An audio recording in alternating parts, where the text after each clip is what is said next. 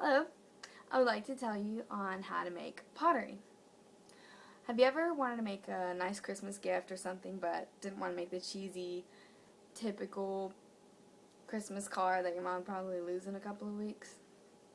Well, I'm sure when we were all a kid, we would make mud pies, right?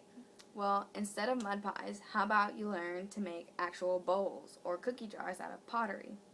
This is it really does make a great gift for someone in your family who just loves homemade gifts. I used to take my own pottery classes and make all kinds of stuff for my family and friends, and I love being creative, and this is how I like to express myself, so maybe you might take some interest in it too. The purpose of my speech is to persuade my classmates that making pottery is really fun, and it's a creative way to sculpt your ideas and turn them into actual objects and make amazing gifts for people or just something for yourself. The reason for me choosing this topic is to inform people this is fun. It's a hands-on and creative way for giving gifts, experience fun, or even just use it as a relaxing pastime. The first things that you want to do when making pottery is first you have to get the amount of clay that you need, big or small for whatever you're making. Next, you have to place it on your pottery wheel and shape your object. Then once it's dry, you have to get your paint and you can paint it whatever colors you like. First, when you're making your pottery, you have to get the clay. Purchase some clay at a clay store or a pottery store that can take you in and you can make your own pottery there instead of having to buy the wheel and take it home and whatnot. Once you have your clay, you put it on your pottery wheel. Your pottery wheel has a button on the floor that you press with your foot. The harder you press it, the faster the pottery wheel will spin.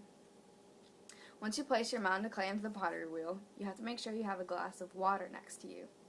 You dip your fingers in the water periodically while you're working with the clay, so while you're messing with the clay, it's not going to get too sticky because the water keeps it soft and pliable.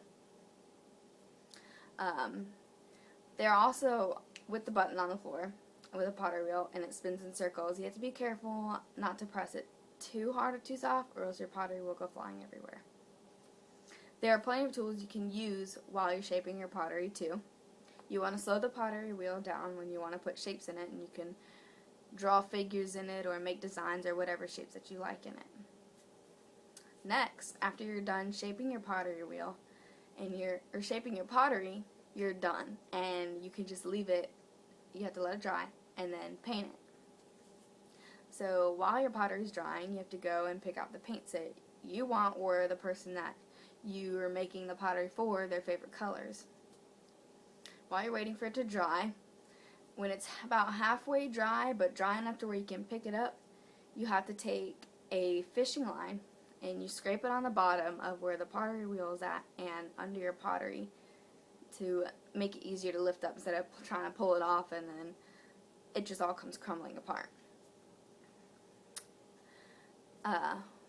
After you're done, picked your pottery up, you place it to where you're about to paint. Make sure you have all your paint brushes, your paints, and your cups of water so you have everything necessary to just go away with it.